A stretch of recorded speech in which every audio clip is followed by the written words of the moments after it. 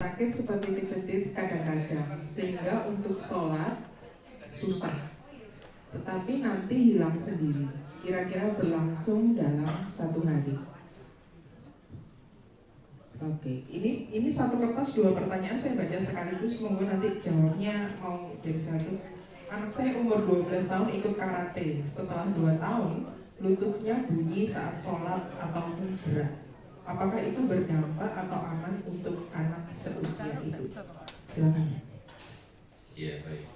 Jadi sendi kita banyak sekali ya di tubuh manusia. Yang tadi yang saya sampaikan adalah potret 100 sendi yang banyak kita gunakan, yaitu sendi lutut. Sendi lutut. Sedangkan nama sendi yang bisa bergerak bebas itu, bahasa kedokterannya sendi sinovial, itu ada di seluruh tubuh kita. Salah satunya di tulang belakang.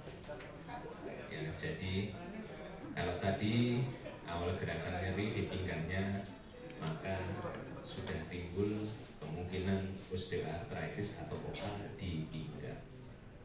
Ya, jadi kan awal gerakan sakit, habis itu enak, yaitu berarti boyoke ya mulai pengapuran. Ya, jadi ya lek wis tuwa itu soalnya ya gak cuma rambutnya tok putih ya, tapi kondisi yang lain juga ikut turun. Jadi tidak hanya sendi lutut saja yang bisa mengalami osteoartritis, tapi semua sendi yang lain. Jadi contoh di jari juga bisa, jari-jari ini bisa. Jadi mulai kelihatan agak bengkak sendinya, yang sedikit bengkak, kok bengkong gitu ya, mulai ada kok kayak terasa ada benjolannya. Itu jadi mungkin sudah mulai timbul osteoartritis di sendi jari-jari. Ya, jadi mungkin saja tadi sudah timbul osteoartritis di pinggangnya. Nah, gimana cara pengobatan? Ya tetap sama tadi, diputus lingkaran setannya. Nyerinya dikontrol, kalau sudah nyerinya dikontrol, sendinya digerakkan. Caranya gimana? Nah, masalahnya kan tidak semua sendi itu sederhana. Makanya itu nanti biasanya saya pribadi saya rujuk ke rehab. Tujuannya apa? Biar tahu cara latihan yang benar. Ya, biar tahu cara latihan yang benar dan bisa dipraktekkan sehari-hari di rumah. Nah, seperti itu. Soalnya lihat foto-foto bisa apa enggak? Ya bisa, cuma kita istilahnya itu enggak konsentrasi di situ. Jadi lebih baik sama ahlinya yang benar-benar concern di situ. Ya, nah, kan harapannya Anda dapat, kita bisa memberikan bisa memperoleh informasi yang lebih detail. Oke, bagaimana dengan olahraga karate? Ya, jadi yaitu problemnya dan olahraga yang ekstrim seperti itu ya, bela diri, ya terus kemudian bela diri kayak MMA gitu ya, karate. Mungkin karate mungkin lebih sedikit karena kan non kontak ya, tapi olahraga bela diri yang kontak ya kayak MMA, terus kemudian jujitsu, silat, itu resiko cederanya jauh lebih tinggi ya. Jadi biasanya sih memang kita kan tidak akan mungkin bisa mengurangi, kan setiap olahraga pasti ada kelebihannya ya. Jadi biasanya sih pesan kita pada orang-orang yang mendalami bidang olahraga yang ekstrim tersebut, biasanya ya persiapan yang baik, pemanasan yang bagus, sehingga otot-ototnya dan sendinya sudah disiapkan untuk kondisi ekstrimnya itu. Cuma ya resikonya seperti tadi, kalau tidak benar maka resiko cederanya lebih tinggi ya. Apakah cedera apa tidak belum tahu ya, jadi harus kita evaluasi. Tapi prinsipnya sama, setiap olahraga harus pemanasan yang baik agar tubuh kita disiapkan untuk kondisi ekstrimnya. Oke, semoga menjawab. Pertanyaan berikutnya, pekerjaan saya mengajar, naik turun lantai 4, berbahaya tidak dokter?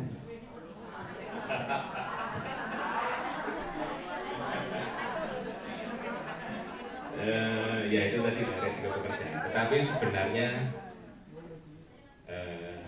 semuanya itu cukup tolerable kalau kita benar, ya. Jadi bisa istilahnya itu harus kita atasi kondisinya. Jadi ya berbahaya tidak, tergantung diri kita. Ya, kalau kita overweight ya berbahaya. Ya berbahaya. Ya bahaya sih. Ya. Ya, jadi kalau memang kita dituduh seperti itu kan kita nggak mungkin mutung, mari ngono jalur kelasin nang kisar KB kan nggak mungkin ya. Nah sekarang bagaimana kita harus beradaptasi ya. Kalau nggak adaptasi kita kayak dinosaurus nanti punah. Kalau kita nggak mampu beradaptasi punah nanti kita. Ya nggak mangan ya. Jadi ya gimana ya udah kalau memang kita dituduh seperti itu ya kita harus mawas diri. Kan kita nggak bisa mengubah lingkungan eksternalnya ya, jadi kita harus bisa merubah diri kita. Ya misalkan kelemon ya udah diturunkan berat badannya, berarti saya ini terus saya harus memperkuat otot lutut dan pahanya ya, terus pegangan ya, gunakan handrailnya itu pegangan, jangan malu pegangan. Kemana lihat murid SD itu melayu itu abran boleh. Dari SD itu ya ondel melayu, mencolot. Ini sih itu yang boleh. Jadi pegangan. Kalau misalkan tidak nyaman pakai deker tidak apa-apa, lututnya pakai deker. Jadi gunakan semua hal. Jadi kita harus mawas diri. Gak usah isi memang harus tua ya, kemana ya? Tua, sekarang kemana? Ya, jadi kalau kita tidak bisa merubah lingkungan eksternal, maka kita harus beradaptasi dengan lingkungan. Kalau nggak gitu kita nanti punah. Itu tetap harus sadar diri, maksudnya teman-teman tetap harus sadar diri ya. Yang berikutnya 3 jari yaitu ibu jari, jari tengah dan jari manis kesemutan, panas dan merah. Apakah benar kondisi ini ototnya kejepit lalu disuntik steroid, tetapi kadang-kadang masih kumat? Ibu jari, jari tengah dan jari manis terasa kesemutan, panas. tangan apa kaki? Nah ini nggak ditulis. Yang menulis tadi mungkin bisa menjelaskan. Oh tangan, oke. Ya nanti bisa harus kita cek, berarti kalau ibu jari, jari tengah dan jari kelingking maka itu tidak sesuai dengan persebaran saraf. Ya, jadi insya Allah sih bukan saraf kejepit, jadi bukan karpal tunnel gitu, bukan penjempitan saraf yang di pergelangan tangan, bukan. Jadi mungkin ya osteoartritis dari sendi-sendi di jarinya itu. Disuntik, ya disuntik seperti yang bilang tadi, disuntik steroid ya, itu bisa membantu mengontrol keradangan. Tapi masalahnya adalah dia tidak bisa menghilangkan penyebabnya. Jadi kalau kok masih sakit, ya iya kan penyebabnya nggak hilang. Jadi tolong habis itu kan kayak pertolongan pertama, seperti saya bilang tadi itu pertolongan pertama. Jadi habis itu kita harus cari penyebabnya apa. Ya misalnya ngulek ke kakean ke banter ya. Jadi sekali diulek di blender ya. Iya kakean meres. Itu meresnya ke banteran. Jadi terlalu banyak menggunakan jari-jari. Ya overuse ya. Terlalu diforsir ya. Jadi kalau semuanya berlebihan memang tidak bagus. Jadi dimodifikasi kalau memang istilahnya itu harus kita lakukan, jadi dimodifikasi sebisa mungkin. Oh iya, motor ya. Kalau nyetir sepeda motor itu istilah kita medisnya itu carpal tunnel ya. Jadi itu ada saraf di daerah pergelangan tangan sini ya. Nah, kalau kita nyetir begini maka ini terengah, sarafnya ketarik dan atau faktor usia ini melebar sehingga sarafnya ini kejepit. Itu yang bikin nyeri dan kesemutan kalau kita naik sepeda motor terlalu lama karena getaran. Tapi biasanya kalau saraf itu yang kena adalah ibu jari, telunjuk, jari tengah dan separuh jari manis. Itu yang kena. Jadi jari kelingkingnya enggak. seperti itu ya.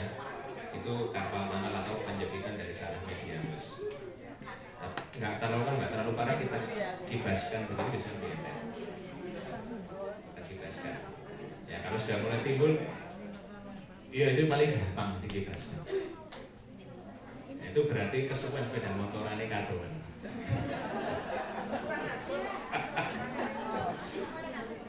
Harus berhenti, hati-hati ya, karena itu koordinasinya kurang, bisa lepas jatuh.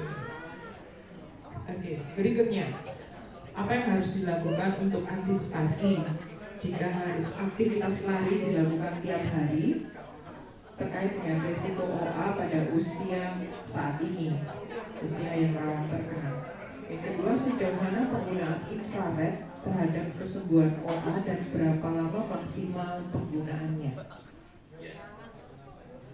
Kalau memang dituntut lari tergantung ya. Jadi apakah kita sebelumnya sudah biasa lari apa enggak? Ya, kalau nol kudul nggak tahu lari, ya cuma ayu. Nggak ada ceritanya bayi lahir cepret lari, nggak ada. Ya. Ya makanya enggak, maksudnya itu tergantung starting pointnya seperti apa.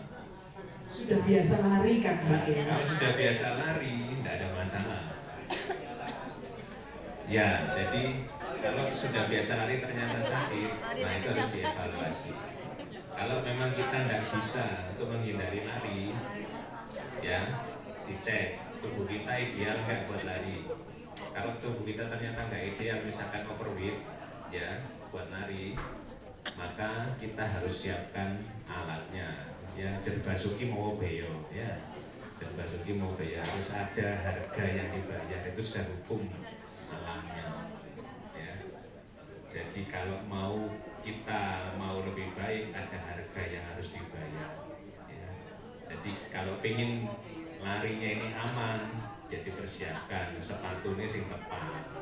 Ya, ojo sepatu pantofel ini melayu ya ojo. Nek sing enom gak apa-apa, wis tuwek ngene ya pijet mari ngene ya. Jadi sesuaikan jenis kaki dengan sepatu ya. Jadi sekarang ini sudah banyak sekali jenis sepatu ya.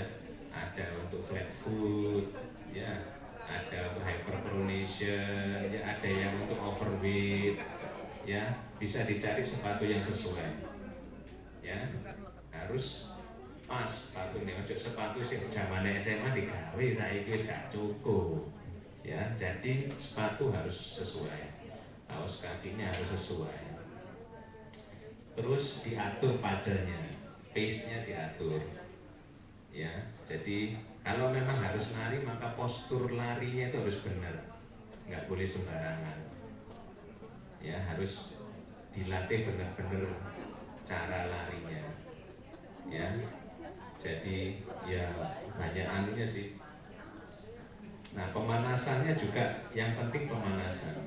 Misalkan kita ditarget setiap hari harus 5 kilo gitu ya, 5 kilo 12 menit ya, itu kan untuk, berarti biasanya untuk itu ya, untuk tes kesamaptaan ya biasanya ya.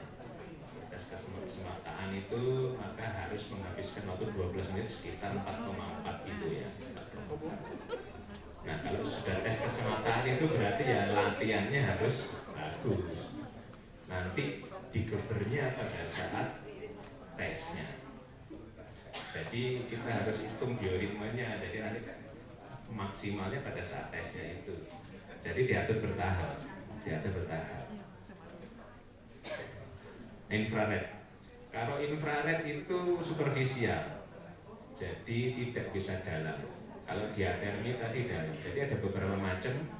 Untuk menggunakan panas itu yang paling superficial itu infrared. Itu superficial itu maksudnya itu permukaan. Yang agak dalam ada namanya ultrasound. Yang paling dalam tadi surface diatermi yang kayak tadi. Jadi yang paling dalam. Infrared itu hanya di kulit. Jadi efeknya mirip-mirip dengan capsaicin atau mirip-mirip dengan kayak apa namanya? Tadi itu kontapen balsam, mirip dengan itu. Cuma problemnya adalah infrared kalau terlalu lama kulitnya bisa terbakar, bisa kering ya, bisa kering. lebih jarang lagi bisa timbul, jarang sih, bisa timbul malignansi atau timbul risiko kanker kalau terasa sering. Karena itu tidak disarankan berlebihan. Infrared itu harus dipatuhi aturan pakai.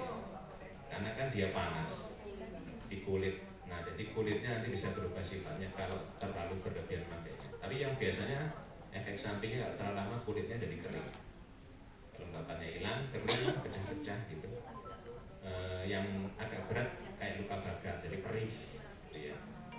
Jadi karena itu harus dilihat dulu problemnya di mana. Kalau di problemnya agak dalam, kayak misalkan di sendi panggul ya, itu kan posisinya dalam, maka tidak ada gunanya menggunakan infrared. Kalau di sendi lutut mungkin agak bisa, karena dia di permukaan. Kalau di sendi tulang belakang mungkin infrared tidak terlalu banyak gunanya, tapi bisa untuk otot, itu bisa. Jadi makanya itu sarannya kita biasanya kalau Anda menggunakan alat sendiri itu dikonsultasikan dulu ke dokter rehab medis, karena mereka yang mempelajari hal yang khusus.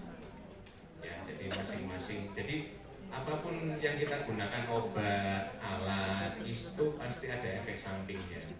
Jadi asal kita tahu benar-benar kegunaannya bisa. Tapi kalau nggak tahu nyoba-nyoba bahaya.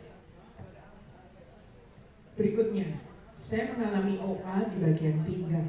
Apa saja yang harus saya lakukan saat nyeri dan bunyi klok-klok? Latihan fisiknya apa ya, Dok? Pinggang ya. Kalau pinggang itu bisa dimulai sejak bangun tidur. Ya, jadi sejak bangun tidur bisa dilatih. Jadi tangi turu aja langsung jekekal mencolot nggak boleh. Lek loro boyok nggak boleh. Ya, jadi sebelum bangun itu latihan dulu ya. Hindari mulet, ya hindari tangi turu mulet, hindari. Soalnya lek keliru keceklek, wah bisa menderita sepanjang hari. Ya, jadi hindari mulet. Jadi pertama bangun tidur, posisi telentang, ya, tangannya digerakkan dulu. Oke, tangan oke, jadi bahu, siku digerakkan, oke, tidak ada masalah. Kaki, ya, kaki ditekuk, diluruskan, oke, tidak ada masalah, enteng, ya. Baru kemudian miring, ya, jangan mulai miring. Miring, satu sisi miring, ya, kakinya ditekuk ke arah perut. Kakinya ditekuk ke arah perut, ya, terus kemudian diluruskan. Oke, sisi kiri enak, miring kanan. Miring kanan, kakinya ditekuk ke arah perut lagi, diluruskan. Katangi-tangi ya. Sabar, tuwe. Jeneng itu ya sabar ya. Makanya tangi sing isu. Lah iya kariman tok ya, repot. Makanya tangi sing isu wis tuwek iku. Iya, persiapan ini suwe. Oke, kalau sudah enak, baru kemudian diturunkan kakinya ke samping tempat tidur, duduk. Nah, duduk begitu ya. Nah, sudah duduk, latihan, ditapakkan, kayak ditendangkan atau dijejakkan ke lantai, tidak ada masalah, baru itu ancang-ancang setengah jam itu. Ancang-ancang untuk bangun tidur. Ya, jadi habis itu udah berdiri, baru mulai latihan bungkuk ke depan sama ke belakang. Terus miring kanan, miring kiri. Sudah oke, baru jalan.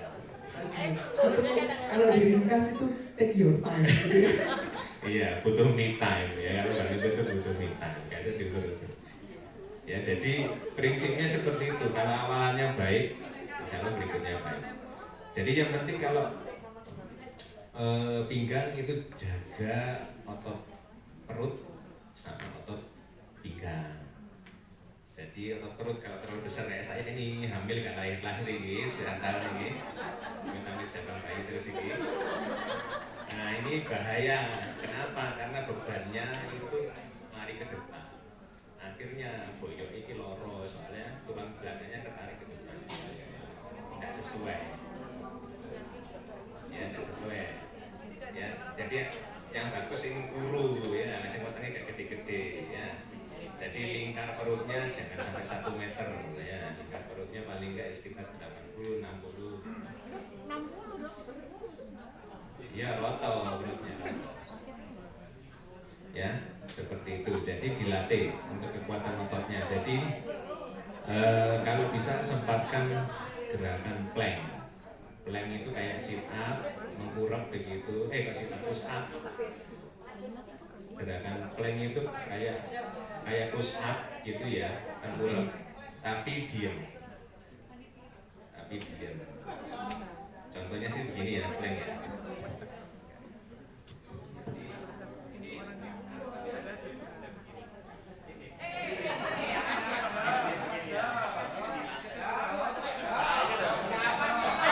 Siapa nih, jago nih. Aman, mereka aman.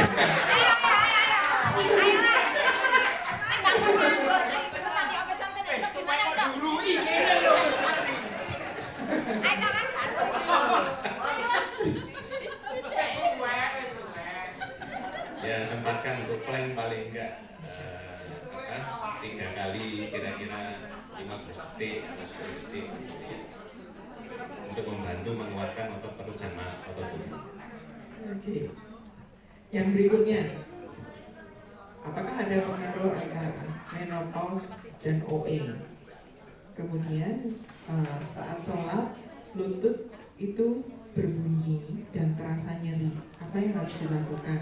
Nyeri lututnya bahkan sampai ke pantat. Ya. Menopause dengan osteoartritis tidak terlalu berhubungan langsung, Yang berhubungan langsung adalah menopause dengan osteoporosis. Ya, osteoporosis. Cuma memang fleksibilitas perempuan jadi jauh berkurang begitu estrogennya hilang. Jadi ya tidak terpengaruh secara langsung. Terus bagaimana nyeri lutut saat gerakan sholat? Nah biasanya yang cukup menantang itu kalau duduk di antara 2 sujud atau tahiyat itu cukup menantang, ya. Atau kalau cukup berat, bangun dari sujud itu juga berat, ya. Itu berarti kalau sudah bangun dari sujud atau menunjukkan sujud itu nyeri, berarti sudah cukup berat. Tapi kalau belum terlalu berat, biasanya duduk di antara 2 sujud itu nyeri. Kenapa? Karena itu lututnya berputar, rotasi, sehingga tempurung lututnya itu menekan pada sisi yang cukup ekstrim. Nah, kalau jangka pendek, jangka akutnya, ya, jadi sebelum wudhu, kalau memang nyeri dan Anda ingin posisinya tidak berkurang tetap seperti itu, maka diolesin dulu sebelum wudhu, lututnya diolesin pakai potaren gel. Ya, jadi kalau sakit, kalau memang sakit ada keluhan sebelum wudhu diolesin dulu sama potaren gel. Ya, dioles dulu yang roto, terus kemudian ditekuk diluruskan, baru Anda wudhu ambil posisi seperti itu. Ya, tapi kalau misalkan untuk jangka panjang, maka Anda harus latihan tadi straight SLR, terus kemudian quad test, ya, sama duduk dan berdiri, ya. Oke. Ini pertanyaannya kurang jelas, tapi mungkin bisa tangkap ya. Ketika kita menggerakkan sendi, itu sering berbunyi plok, tapi merasa lega dan plong. Dalam hal ini bahaya atau enggak? Emang sengaja dibunyikan gitu ya? Ya, itu prinsipnya chiropractic. Prinsipnya kretek abal-abal seperti itu. Ya, jadi itu teorinya katanya pada saat kita diam begini, udaranya itu ngumpul, ada CO2 ngumpul di dalam sendi kita. Nah, pada saat kita rilis itu tekanannya berkurang, CO2-nya keluar, aliran yang membaik. Itu kayak. Tapi nggak baik ya. nggak apa-apa kalau tidak ada masalah pada sendinya. Kalau ada berarti masalah. Iya, jadi hati-hati guys kembali. Kalau sendinya masih stabil, tidak ada masalah. Ya, karena itu kalau chiropractic yang benar mereka akan ambil X-ray dulu. Ya, kalau chiropractic sekolah, ya, chiropractic sekolah, karena memang ada pendidikan osteopatik ya di luar negeri itu ada chiropractic. Bukan tukang pijat mereka itu, tapi ada pendidikannya sendiri. Cuma di Indonesia belum diakui. Pendidikan itu belum diakui di Indonesia. Ya, jadi mereka itu konsentrasi namanya joint play. Jadi mereka sengaja menggerakkan sendi-sendi yang jarang digerakkan. Ya, agar kalau sendinya itu habis di stretching itu enak, enteng. Memang seperti itu. Ya, jadi sendi leher itu, nah ini enak. Karena ini kita diam terus begini spasmo ototnya, sendinya kaku. Nah maka kita harus stretching, nggak apa-apa ya, oh seperti itu. Karena semua sendi kita itu harus di stretch. Karena itu makanya pemanasan itu penting. Apalagi kalau mau olahraga yang ekstrim, pemanasan harus penting. Semua sendi yang mau dipakai itu harus di stretch dulu sampai posisi maksimal. Oke, yang berikutnya, apakah ada terapi untuk syaraf kejepit? Syaraf kejepit ada. Tulang Ya. punggungnya. Iya, syaraf kejepit biasanya tulang punggung. Ada, itu bisa mulai dari sama sebenarnya, ada yang mulai dari konservatif sampai yang operatif. Jadi ya sama obat-obatan fisioterapi dan yang paling berat yang operasi. Obat-obatan sama pengurang nyeri, anti radang. Jadi obatnya dokter ya semuanya tok aja. Sekolahnya itu lama. Nah, jadi obatnya itu sama. Jadi biasanya kita berikan pengurang anti radang, pengurang nyeri, terus kemudian pelemas otot, ya masa relaksan. Cuma kalau pelemas otot efek sampingnya ngantuk. Terus kemudian obat-obatan untuk iritasi saraf. Jadi prinsipnya sih begini, nyeri kecedit itu dua hal, karena radangnya atau karena benar-benar kecepitnya. Ya, gampangannya begini, ini radang atau kecepit sih. Kalau radang biasanya dikasih obat, ya dikasih obat, terus kemudian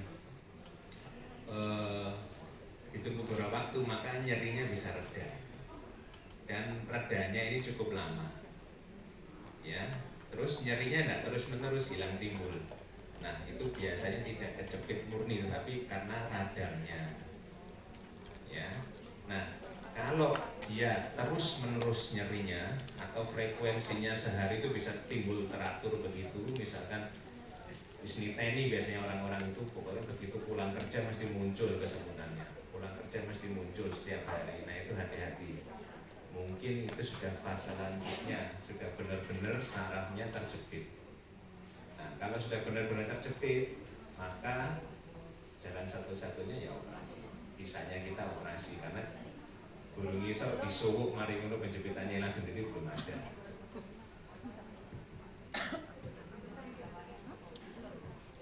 Oke, berikutnya. Saya ada femur pangkal paha, masih ada sekrup di kaki. Dari urian dokter tadi, saya sepertinya sudah mengalami hal-hal yang disampaikan. Apa yang harus saya lakukan? Ya, jadi sama prinsipnya. Kalau sudah terjadi osteoartritis, maka manajemennya sama, yaitu bagaimana kita menghambat ini jangan sampai berakhir menuju stadium akhirnya. Ya, dihambat. Nah, gimana caranya ya tadi? Diputus nyerinya, sendinya harus dilatih dengan gerakan yang sesuai, ya, dan ototnya diperkuat. Nah, bagaimana kalau sendi panggul? Nah, sendi panggul memang agak repot ya. Kalau sendi panggul, ya kalau sudah terjadi memang agak susah karena dia di dalam. Cuma latihannya cukup banyak untuk sendi panggul, ya. Anda bisa latihan otot punggung dan otot pantat, ya, otot pantat. Gimana latihan otot pantat? Otot pantat bisa dilatih dengan didorong ke belakang begini, ya. Dari sini didorong ke belakang gitu ya, sampai rasa terlatih. Terus kemudian ke samping. Jadi prinsipnya ada latihannya untuk itu. Jadi memperkuat otot pantat dan otot pangkal dari pinggang. Nah itu akan bisa membantu mengurangi nyeri. Ya, terus kemudian ya tentu berat badannya harus diturunkan, harus diusahakan tidak jauh-jauh dari ideal. Ya, sambil dipertahankan. Minum obat seperlunya. Kalau benar-benar sakit baru minum obat. Kalau tidak terlalu sakit bisa ditahan, tidak perlu minum obat. Berikutnya, saya kalau bangun tidur, badan, tulang rasanya linu-linu. Padahal asam urat, kolesterol normal semua, cuma tensi yang cenderung tinggi, 150/90. Vitamin apa yang bagus dan aman untuk mengurangi linu-linu di pagi hari? Ya, ini berarti pengaburan. Sudah tunggu OA. Ya, seperti tadi kalau OA itu awal bangun tidur kaku ya, seperti itu. Nah, vitamin apa? Vitamin yang bisa membantu untuk berefek sama pain itu yang terbukti adalah vitamin D, vitamin D3, dan beberapa itu bilang vitamin K, ya vitamin K2. Tapi yang biasanya yang mungkin yang lebih pas untuk kita semua ya vitamin D3 aja. Jadi bisa untuk osteoporosis dan juga bagus untuk nyeri. Vitamin D itu sebenarnya bisa juga diproses dengan berjemur, ya berjemur. Jadi berjemur itu bisa mengaktifkan vitamin D3 yang diem atau yang inaktif menjadi lebih aktif. Karena itu maka sarannya adalah kalau pagi jalan, ya kurang lebih hanya sekitar 10-30 menit sudah cukup sebenarnya. Sambil Anda jalan kaki mencapai 8.000 langkah tadi sambil berjemur. Itu bisa dapat untuk mengaktifkan vitamin D3.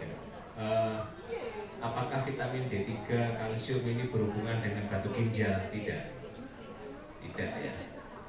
Jadi kalau Anda makan obat, maka obatnya itu tidak langsung menyebar ke seluruh tubuh, tidak. Jadi obatnya itu masuk usus dulu. Nah, setelah masuk usus baru diserap. Setelah diserap, dia dimasukkan ke liver untuk dimetabolisme, baru setelah itu disebarkan ke seluruh tubuh. Jadi tidak perlu takut untuk overdose. Ya. Nah, dengan orang-orang yang batu ginjal gimana? Ya, jadi harus hati-hati kalau memang dia punya batu ginjal yang tipenya oksala. Nah, jadi batu-batunya tidak semua batunya sama. Ya, jadi kalau memang batunya tipe-tipe kalsium, maka mungkin harus hati-hati. Tetapi kalau batu-batu yang lain tidak ada masalah. Jadi istilahnya tidak perlu takut, tidak segampang itu dari itu menjadi batu ginjal. Dosis normalnya berapa dok vitamin D3 yang dikonsumsi? Tergantung kebutuhan sebenarnya. Tapi rata-rata kalau yang tersedia itu, yang masalahnya kan ada yang model internasional IU, ya internasional unit, ada yang model mikrogram gitu ya, mikrogram. Tapi rata-rata sih kalau yang mikrogram 0,25 itu 2 kali sehari, atau yang 0,5 itu 1 kali sehari sudah cukup untuk maintenance. Kecuali kalau kebutuhannya meningkat kayak lagi patah tulang, masa pertumbuhan, mungkin bisa ditingkatkan. Tapi tidak usah khawatir, ya. Orang kita lebih banyak hipovitaminoses D3 daripada hipervitaminosis D3. Jadi rata-rata kalau kita semua dicek gitu ya mungkin rata-rata hipo. Berikutnya, tulang panggul terkadang nyeri. Apakah itu karena saya sering duduk atau saya salah duduk? Yang kedua, dulu pernah kecelakaan motor beberapa tahun yang lalu. Kemudian lengan saya kaku sampai opname. Kata dokter ada penyempitan tulang dan harus dioperasi, tetapi saya takut. Pertanyaan saya, apakah bisa kambuh lagi dan terapi apa yang harus saya lakukan? Ya tadi ya. Jadi memang penyakit akibat kerja itu atau work related disease ini menjadi bahan kajian utama pada akhir-akhir ini. Jadi memang tuntutan orang kerja misalkan kalau di luar rata-rata 9 to 5 ya, 9 jam. Itu rata-rata kan istirahatnya paling dia hanya sejam 2 jam gitu aja. Sisanya ya duduk terus di situ. Nah, ini menyebabkan otot-ototnya itu banyak nggak dipakai, ya karena kebanyakan duduknya ini. Nah, akhirnya ketika saat mulai berdiri, support otot penunjangnya itu jadi nggak kuat karena dia kebanyakan istirahat. Nah, akhirnya nyeri. Nah, gimana caranya? Jangan duduk terlalu lama.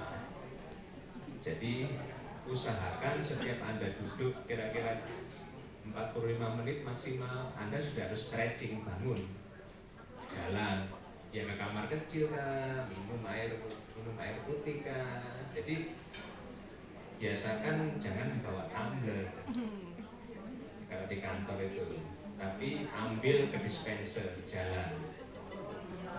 Ya, jadi jangan bawa tumbler, jangan minta office boy-nya, ambilin minum, jangan. Tapi Anda jalan ke tempat dispenser.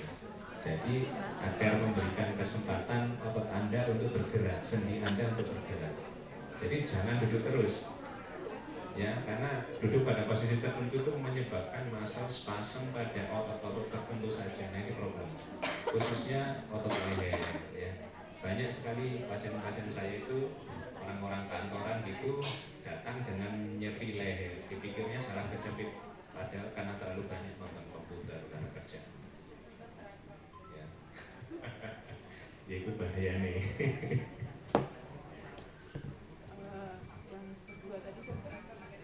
Oh iya, bahu ya. Sendi apa tadi ya? Lengan saya kaku sampai orname, kemudian kata dokternya ada penyempitan tulang dan harus operasi. Nah, itu sendi apa dulu ya anaknya? Tapi biasanya sendi sih, apa? biasanya Bahu, sih, dokter. ya sendi bahu itu sendi yang spesial, di mana dia stabilitas sendinya itu tidak ditentukan dari tulangnya, tetapi dari otot-otot di sekitarnya. Nah, ini problemnya adalah pada saat cedera ototnya ini buka, dan mungkin dia bisa robek, bisa apa namanya fibrosis istilahnya itu kram begitu ya, atau mengecil ya. Nah, itu harus kita pilah, tetapi biasanya sih kita tidak akan buru-buru langsung operasi begitu, enggak. Jadi biasanya kita harus latih. Cuma ya problemnya gitu, kalau sendi bahu karena ini problem utamanya adalah di otot, ya melatih otot itu butuh waktu. Jadi fisioterapinya biasanya cukup lama dan ini harus terlatih. Ya, jadi karena sendi bahu ini terutama membuat stabilnya itu problemnya dan otot bukan tulangnya. Jadi makanya kalau dia kakunya banget karena penggerakan otot itu nggak nyaman kalau dia lagi nyeri. Ya karena itu harus dilatih benar-benar. Obat tidak akan terlalu banyak membantu. Injeksi steroid bisa dilakukan di situ, tapi sangat terbatas waktunya karena steroid ke otot itu efek sampingnya sangat besar. Jadi benar-benar kita hindari. Berarti perlu fisioterapi ya? Iya, jadi harus latihan, harus hati-hati karena nanti itu akan sangat mempengaruhi kualitas hidup. Berikutnya, pertanyaan pertama, meniskus lutut kiri bagian belakang didiagnosa robek. Apakah bisa disembuhkan dengan PRP dan hyaluronik? Apakah jalan satu-satunya dengan operasi? Yang kedua, apakah ada obat atau vitamin atau makanan yang bisa mengobati atau menjaga fungsi meniskus? Ya, meniskus itu kayak urat. Jadi tergantung seberapa berat robekannya. Ya, tergantung seberapa berat robekannya. Kalau robekannya tidak terlalu berat sih biasanya tidak perlu operasi karena istilahnya memang dia sih tidak bisa menyembuhkan dirinya sendiri, tetapi biasanya cukup stabil. Ya, jadi tidak perlu kita sampai perlu tindakan operasi. Nah, kecuali kalau robekannya ini berat. Nah, kalau robekannya berat ini kita harus evaluasi dengan baik. Karena kalau robekannya berat, dia bisa sampai mengunci sendi lututnya, nggak bisa gerak, kunci, locking istilahnya. Ya. Nah, kalau sudah timbul locking seperti itu ya biasanya kita nggak bisa berbuat lain lagi, ya harus dioperasi. biar dia tidak lepas-lepas dan mengunci sendi lututnya. Sekarang sih sudah canggih ya, cuma memang jadi istilahnya tidak perlu dibuka lebar, jadi kita bisa pakai artroskopi namanya, cukup ditusuk dengan 2 lubang, kita lihat pakai kamera, kita bisa lakukan penjahitan, jadi lukanya tidak terlalu besar. Apakah ada vitamin? Sayangnya tidak ada ya khusus untuk meniskus, kita belum ketemu obatnya. Oke. Yang berikutnya, ayah saya berusia 79 tahun, terdapat cedera tulang belakang, dalam kurung tulangnya sedikit menonjol.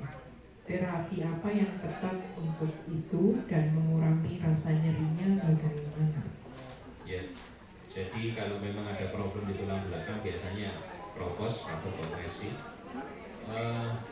Tergantung sih.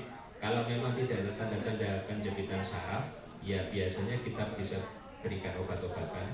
Yang paling gampang ya Anda bisa beri Panadol biru itu. Sorry, bukan promosi. Paracetamol 500 mg itu bisa diminum 4 kali 1 sehari. Ya, jadi 4 kali 500 mg itu ya. Ya, terus kemudian Anda bisa kasih itu salep. Ya. Terus kalau masih nyeri bisa dipakai korset khusus ya, korset khusus untuk tulang belakang. Ya, dan itu akan bisa membantu. Korsetnya itu hanya dipakai selama nyeri, kalau sudah tidak nyeri dilepas. Yang berikutnya, pertanyaannya agak sedikit keluar. Tahun 2003 didiagnosa ada tulang tubuh di bagian rusuk seperti jalu. Sebenarnya harus dilakukan pemotongan, tapi karena sesuatu hal operasinya dibatalkan. Pertanyaan saya, apakah bisa bertambah panjang dan apakah ada efeknya bila tidak diambil tindakan? Karena kadang ada keluhan seperti nyeri, tapi nggak tahu itu ada hubungannya dengan tulang yang tumbuh itu atau tidak. Kalau apalagi kalau sedang dibuat tidur miring ke kiri. Yang tumbuh jalunya betul apa tadi? Rusuk. Tumbuh di bagian rusuk seperti jalu. Yang punya pertanyaan ini boleh itu.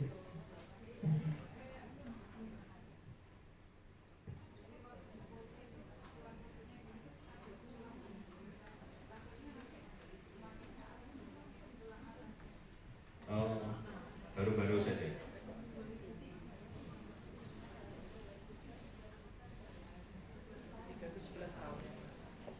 Ya biasanya sih tergantung sih. Kalau ada benjolan di situ kan bisa kita lihat dulu apakah dia osteofit. Kalau dia osteofit seperti tadi akibat pengapuran, maka dia tidak akan tumbuh sampai panjang, tidak usah khawatir. Cuma apakah itu benar osteofit atau sebenarnya suatu tumor jinak? Tapi biasanya tumor jinak pun tidak akan pernah tumbuh sampai sejauh itu. Ya. Nah, jadi istilahnya itu harus dipastikan dulu sih. Apa itu sebenarnya sebagai jalurnya itu. Jadi mungkin ya nanti dievaluasi lebih lanjut aja. Kayaknya sih kalau di daerah rusuk jarang-jarang ada keganasan atau apa gitu. Jarang. Ya, jadi menurut saya nggak perlu khawatir.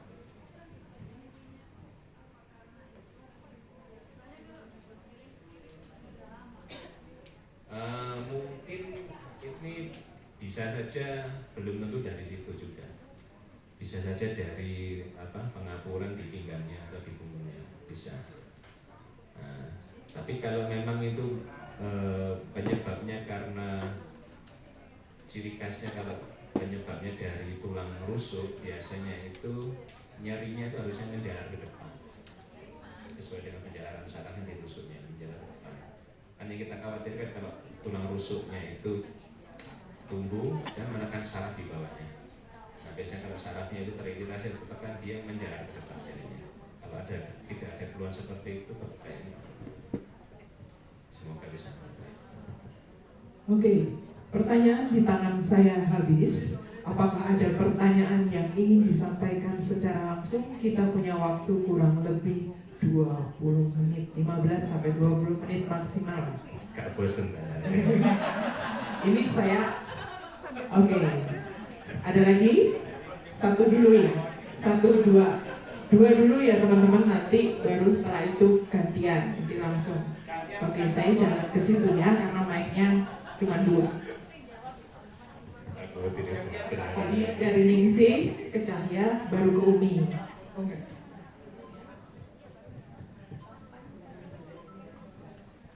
Iya, selamat siang Mas Dokter. Salam dari Otniel, anak saya, dulu pasiennya dokter juga. Saya mau tanya soal ini, untuk mengetahui kita ini, saya pernah dengar gitu, untuk ngetes kita ini tulangnya ini kondisinya grade berapa begitu, untuk mencari tahu sebetulnya kita ini masih aman atau tidak gitu. Jadi mungkin bisa diberi penjelasan rangkaian tesnya itu bagaimana dan untuk mencari tahunya itu. Kemudian yang kedua, Maksudnya untuk grade osteoartritis. iya betul. Itu kemudian yang kedua kadang kita tuh kadang sulit membedakan ini antara tulang ataukah otot atau apa yang bermasalah gitu, karena kan memang memper gitu ya gejalanya. Jadi kayak kemarin dulu itu yang saya waktu konsul dengan Lukas itu kan karena ada radang tendinosis itu, dan memang salah satu cara memang harus diet supaya tidak terulang lagi sakitnya yang seperti itu. Hal-hal yang seperti itu tuh kira-kira karena kitanya yang apa kurang memperhatikan, atau memang kadang karena usia jadi ada serangan-serangan sakit-sakit yang seperti itu.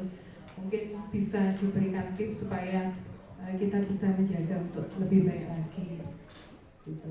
Matur nuwun. Ya, kasih. Jam 2 aja Chris ya. Lupa nanti. Pertanyaannya berat-berat nih. Mbak Gundul. Oke. Bisa nggak kita lihat grade-grade-nya? Terus terang kalau secara ilmunya nggak bisa ya. Tetapi kita bisa pakai ancer-ancer begini. Kalau kita lihat sendi, misalkan lutut ya, sendi lutut. Kita lihat dulu kaki kita masih lurus nggak? Atau sudah mulai bengkok nggak ya? Sudah mulai muter nggak? Kalau pada saat kita lihat sambil tiduran, sambil duduk begitu, ternyata kaki kita masih lurus, itu berarti mungkin grade-nya belum berat. Ya, grade-nya masih belum berat. Terus kemudian kalau lutut, kita gerakkan saja sepanjang gerakan sendinya. Ya, digerakkan begitu, ditekuk, diluruskan begitu, penuh nggak? Bisa bergerak penuh nggak ya? Jadi bisa lurus penuh, bisa nekuk lebih dari 90 derajat nggak? Tanpa nyeri. Kalau nggak ada, nggak usah khawatir. Berarti grade-nya masih rendah. Jadi itu paling gampang sih seperti itu. Tapi untuk pastinya, karena sebenarnya grade-grade itu pun dibuat berdasarkan X-ray, berdasarkan ronsen atau X-ray. Ya, jadi grade-nya itu pun penentuannya berdasarkan X-ray. Jadi seperti itu. Jadi grade klinis tidak ada. Klinis itu istilahnya dari hasil evaluasi tidak ada. Paling kita ngomongnya secara kualitatif ringan atau berat gitu aja. Tapi pokoknya selama lutut kita masih, misalkan kalau lutut, sendi lutut kalau masih lurus, enggak keluar miring keluar atau miring ke dalam, terus enggak muter kakinya, terus gerakannya masih bagus, enggak ada masalah. Oke, terus membedakan apakah ini otot atau tulang. Nah ini terus terang agak susah, ya. Tapi biasanya sih kalau tulang itu nyerinya lebih berat.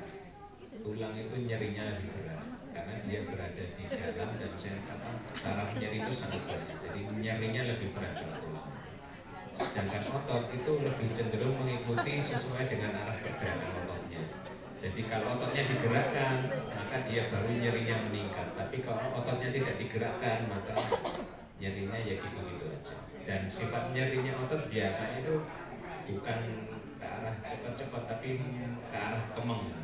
Ke arah kemeng. Kalau tulang itu nyerinya tajam dan cepat-cepatnya lebih dulu. Dan terus-terus. Semoga bisa membantu. Assalamualaikum warahmatullahi wabarakatuh. Pertanyaan saya sederhana. Kebiasaan minum es itu ada yang bilang itu nggak bagus buat tulang. Apa benar atau hanya sekedar mitos? Terima kasih. Ya, tergantung esnya ditambahin apa. Ya, kalau es teler bendina ya teler temenan ya. Jadi tambah gemuk, bisa diabetes. Ya. Tapi kalau air dingin saja tidak ada masalah, tidak ada hubungan dengan kegemukan, dengan itu tidak ada. Pokoknya selama fungsi ginjalnya bagus, minum air putih dingin, ya atau es batu air putih dingin, tidak ada hubungan dengan obesitas, kegemukan, tidak ada hubungan dengan nyeri sendi dan hati, tidak ada. Tapi kalau Anda minum esnya ini dicampuri, ya, ya, ya kalau Anda minum es boba terus, ya bisa terganggu kesehatan. Ini masih soal minuman, dokter. Rata-rata di antara kita ini doyan minum kopi. Apakah kopi itu berpengaruh pada tulang atau kalsium ya? Kalau nggak salah, pernah dengar? Ya, jadi kalau Anda cuma minum kopi dok, nggak lapo-lapo, ya pasti Anda osteoporosis. Ya, karena kopi itu negatif untuk memberikan efek katabolisme. Jadi kopi itu bagus untuk meningkatkan aliran darah, jadi meningkatkan metabolisme. Ya, asal tidak berlebihan dan asal koncone kopi ini ya bener. Ya, nek konco kopi ini itu creamer, gula pasir, maka kopi Anda tidak sehat. Terus kalau Anda minum kopi setiap hari 1 liter, ya tidak sehat. Ya, jadi biasanya sih kopi disarankan sekitar 2 cangkir setiap hari, ya setiap hari. Dan itu kopi tawar, ya. Bukan kopi manis, bukan es kopi susu, bukan Kopi dan air, teman-teman. iya, ya americano gitu ya, yang cold atau apapun juga ya americano, jadi tanpa gula. Karena sebenarnya kopi itu aslinya ya, kalau dulu itu biji kopi mulai dari orang-orang Arab itu hanya mengunyah biji kopi saja. Terus kemudian berkembang diseduh dengan air panas saja, jadi hanya dibrew itu saja tanpa tambahan-tambahan. Ya, jadi selama kopi itu Anda seduh tanpa tambahan-tambahannya itu dia akan sehat. Tapi kalau dengan tambahan-tambahan lainnya menjadi tidak sehat.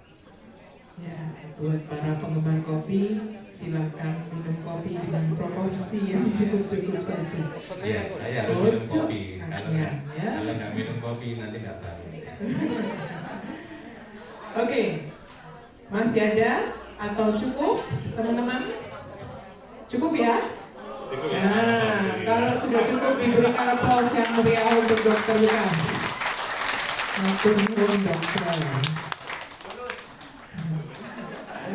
Rekan-rekan, kita baru saja menyimak materi yang sudah disampaikan oleh Dr. Lukas. Semoga setelah menyimak materi yang disampaikan, kita boleh menjaga kesehatan, khususnya kesehatan tulang kita dengan lebih baik ya. Ada banyak hal-hal yang harus dilakukan terkait kondisi masing-masing. Merasa muda dengan semangat muda itu sangat baik, tapi yo tetap tuwek iku wis pasti gitu ya. Jadi merasa muda sangat baik, tetapi seperti yang disampaikan bahwa tidak dapat dipungkiri kondisi badan ada perubahan ya. Jadi tetap harus ada adjustment, penyesuaian terhadap kondisi masing-masing kita. Itu saja. Teman-teman, tadi mungkin sudah ada yang tahu bahwa sempat diedarin tadi itu, sebagaimana kita ketahui bersama bahwa Bincang Santai ini merupakan acara dari kita oleh kita dan untuk kita Rollaser 90. Dan oleh karenanya membutuhkan untuk kelangsungan kegiatan ini dalam jangka panjang ke depannya membutuhkan partisipasi dan dukungan dari kita semua, termasuk juga dukungan dana. Jadi rekan-rekan pengurus sudah menyiapkan kotak cantik kecil-kecil yang ada, tadi mungkin beberapa sudah sempat lihat. Kotak cantik itu dimaksudkan memberikan kesempatan kepada teman-teman yang ada di ruangan ini memberikan dukungan dana jika berkenan uang tunai. Uang tunai dimasukkan ke dalam kotak itu. Namun kalau mau transfer juga bisa, nomor rekeningnya sudah ditempel di kotak itu gitu kan ya. Jadi saya memberi kesempatan untuk teman-teman berpartisipasi, support ya, supportnya dalam bentuk dana. Jadi itu kotak itu maksudnya itu ya teman-teman ya. Kemudian untuk kegiatan ini juga diadakan evaluasi. Evaluasinya berupa Google Form ya.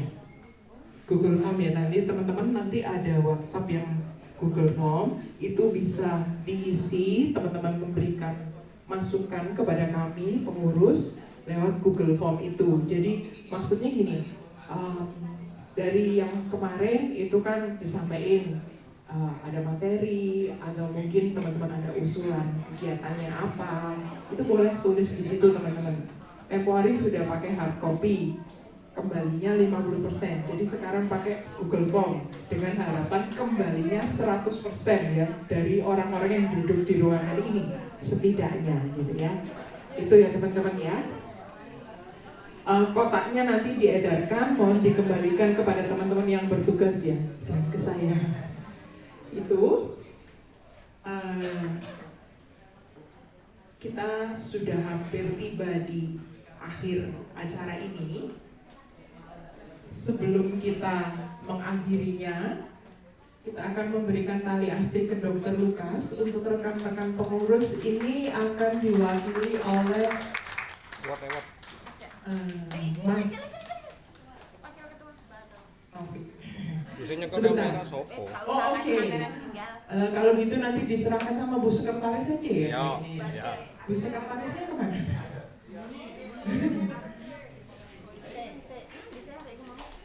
Itu Bu Sekretarisnya sudah datang. Jadi kita akan menyerahkan tali asih kepada Dr. Lukas. Ini nyerahinnya di mana? Depannya di sini. Oke. Sebentar ya. Iku busek.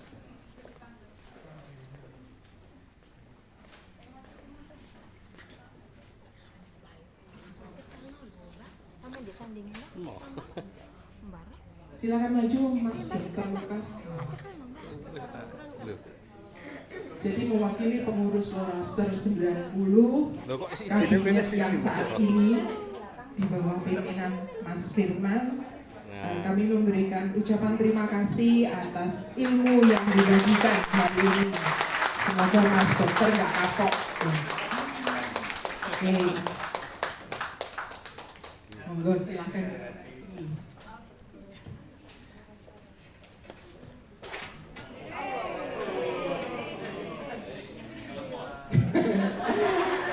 Teman-teman, kita telah berada di penghujung acara kita.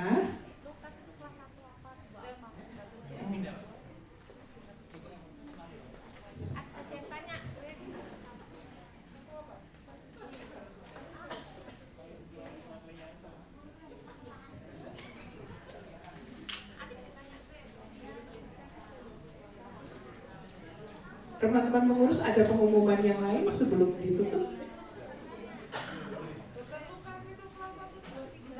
Oh iya Mas Dokter, ada yang meragukan Anda dulu Rollaser. Mungkin boleh dijelaskan dulu kelasnya, kelas apa aja ya Mas? Gak percaya lek rolas ana duwe dokter.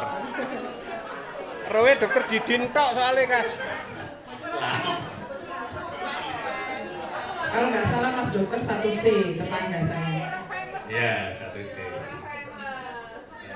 1C, temannya Maria. Oh iya, Yuyun, 1C. Kelas 2-nya 2K. 2K. Iya, sama Maria juga ya. Kelas 3-nya 3J, sama Puput, sama Setiawan. Ya gak apa-apa, lho sih manterin. Amina. Di mana ya? Terus mana ya? Jari Haryanti, ket biyen yo ganteng ngene jarene takok. Kok malah takok sih? Tak rekam lho iki. Setiawan gak ada aku di sini. Oh iya, tak rekam lho iki. Oke, itu ya teman-teman ya. Jadi dia memang rollaster 90 ya teman-teman. Dilarang keras meragukan. Gitu ya. Oke, jadi kita sudah berada di penghujung acara kita. Setelah acara ini ditutup, teman-teman dapat menikmati konsumsi yang disediakan oleh panitia. Semoga dengan terselenggaranya acara ini dapat mempererat tali silaturahmi di antara kita. Atas nama panitia, Foto mungkin pengurus ya. alumni, Kita perlu foto ya. saya mohon maaf bila mana ada kata-kata